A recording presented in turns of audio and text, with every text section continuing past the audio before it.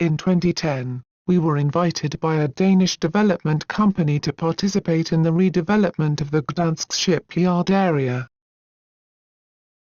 The development program we were a part of was based on the historical necessity of reconnecting the port to its ancient heritage as the center of Poland's sea-based trade and shipbuilding industry. Thus we began our work by developing a proposal based on traces of Danish Viking culture in the Tri-City area of Gdansk, Gdynia and Sopot. As a part of this research, we conducted a series of interviews with employees of the shipyard about their knowledge of Gdansk's Viking history. One of these interviews was with Marcin, a technical engineer who ended up talking at length about the shipyard and his subjective experiences in Gdansk. So, hi, my name is Marcin Koszów, and I'm 28 years old. I've been working in constructions in Gdańsk, building the ships. Yeah, I often have those feelings that like items look either farther than they are in real or really closer. Okay, well, I will start with an example that happened to me last time on Wednesday. So I was sitting back in my apartment in Falowiec building, and I was watching through the window. Like if you look through it, you can see the excavations of Puktu. It's towards the riverside, and it's quite a distance, in fact. But back then, when I look to it, it looks disturbingly close, like on the length of my arm. I could almost reach it, and I could see all the details of it, and that really feels disturbing. And what I recall, I try to think that, well, if it's there was this conflict between what I perceive and what I learned, what I know. So I try to figure out that, well, if that's far, then probably it should be a bit foggy, or I should see less details. But then I try to focus on it, and actually, the more I focus, the more I felt it's really close. Yeah. We later found out that Marcin's condition was similar to a medical condition known as the Alice in Wonderland syndrome, named after the novel Alice in Wonderland, by Lewis Carroll. Alice in Wonderland syndrome is a neurological condition which affects not only visual perception, but also hearing, as well as the sense of touch, self and society. According to the Polish National Authority of Medicines and Health Products, an unusually large number of shipyard workers in Gdansk have been diagnosed with this syndrome during the last 50 years. They suffer from vivid experiences where objects and buildings appear much too close for comfort, only to, in the next moment, seem so far away that they vanish from sight. Shipyard workers who have been diagnosed with this syndrome often become confused about distance and the size of objects in relation to each other. This includes their own body parts, which may suddenly appear extremely large or very small. Interestingly, Marcin himself does not seem to experience this so-called disease as a distortion of an existing reality. Rather, he feels that he has been given a new sensibility, a new way of being in the world.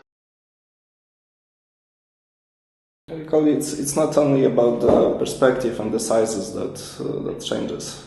Sometimes it's also the time that is getting funny. I don't feel the time as a continuous timeline.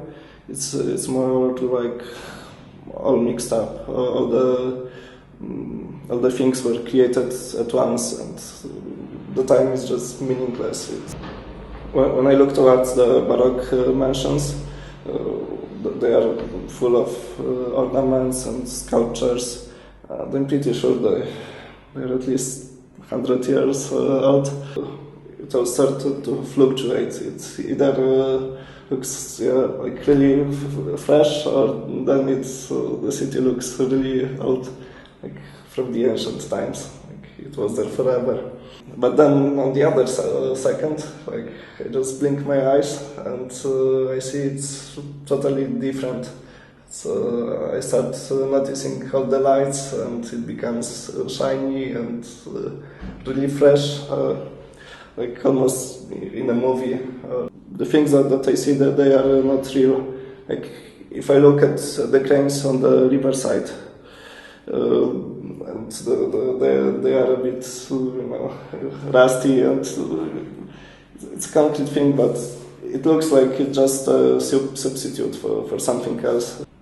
It all look like just bunch of bricks made of the same substance and built without any concept. As we began to interview more of Marcin's colleagues, we kept hearing the same story, a story from January 1959, when a group of shipyard workers witnessed a glowing object falling from the sky into the sea just off the docks. The people we interviewed described an UFO-like object that was simultaneously the size of a Polish Fiat 126P and the size of a building. Looking into Gdansk city records, we realized that the incident of scale confusion around the UFO sighting coincided exactly with the start of the reconstruction of the historical center of Gdansk. When the medieval center of Gdansk was rebuilt after the Second World War, it was done so based on old photographs and paintings, because the original architectural blueprints had gone up in flames during the war.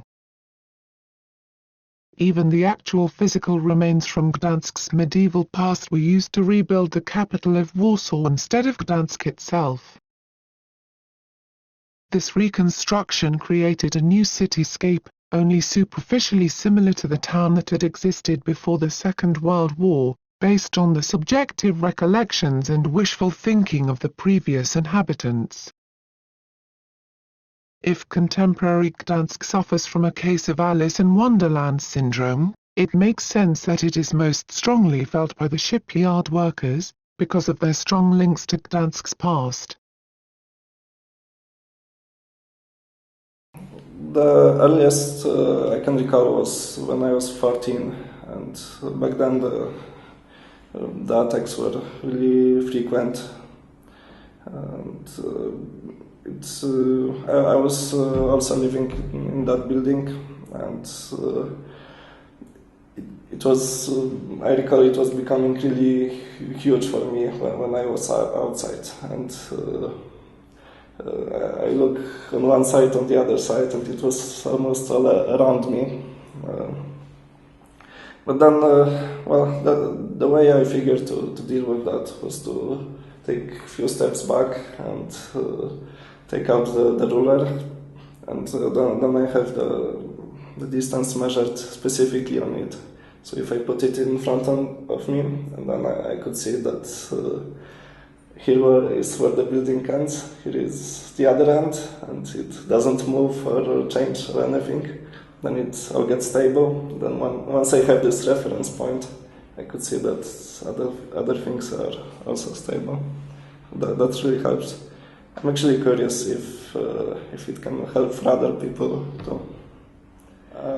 I guess it's using the logic to convince the mind that the world is still alright. Yeah. Gdansk is a city that has been renamed, recaptured, reconstructed and redeveloped ever since the time of the Vikings. Without an exact measuring device, Marcin's resourceful mind asks the question, which city is more true, the so-called real Gdansk, or the Gdansk that Marcin and the other dock workers experience daily? Today Gdansk could be described as a collective hallucination, made up out of synthetic substitutes distorted in space and time. What if when drawing up the actual floor plans and cross-sections for buildings to come, we did not draw on established history, but instead embraced the selective memories and subjective experiences of those inhabiting the spaces. What lives does one lead in such an architecture? So the place where I live, it's called Falowiec building. It's because of its wavy shape. It's 850 meters wide, so you can imagine how many people live there, crowded all together. Way too many, and the community service is quite poor. Also, in many of those you have shared facilities, like the toilets, so you actually need to get out of your apartment and sometimes wait for your neighbor to get out.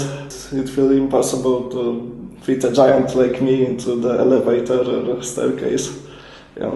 Sometimes I really feel like those walls are getting closer, and I feel like in the cage inside it.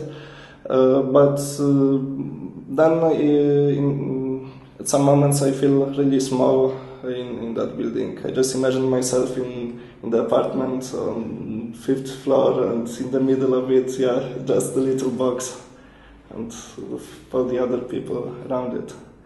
It's like an ant. What if we would rather live in the collective hallucination than in a fictional historical necessity? If the history of Gdansk today is already a collective hallucination, what lives can one lead in such a city? Imagine building a city without a plan, a disproportionate city, with a ground that curves or dips, mailboxes bigger than houses, houses smaller than cars, monuments stretching off half a mile into the distance as if a binocular vision was embedded into reality. A new Gdansk where people would not stroll along waterfront promenades, not meet friends in bars and restaurants, not visit historic monuments, not work in attractive offices, not go to the cinemas or attend conferences, not go to concerts or other events,